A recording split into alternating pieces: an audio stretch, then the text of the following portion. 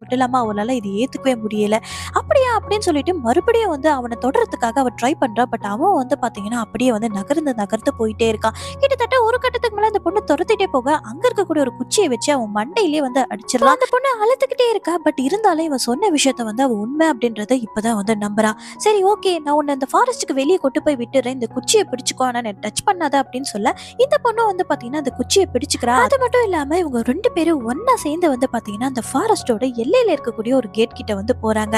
இப்ப இந்த பொண்ணு இந்த பையன வந்து பாத்துக்கிட்டே இருக்கா. பட் அந்த பையன் வந்து பாத்தீங்கன்னா, இந்த பொண்ண பார்க்கவே மாட்டேங்கிறான். இதே போல கடைசியா அவங்க கேட் கிட்ட வைக்க போயிடுறாங்க. அந்த இடத்துல வந்து ஒட்டோரோ பாத்தீங்கன்னா, என்னோட பேரு ஒட்டோரோ, உன்னோட பேர் என்ன அப்படின்னு சொல்லிட்டு கேட்கறா. பட் இருந்தாலும் அவன் வந்து ஆன்சர் பண்ணவே இல்ல.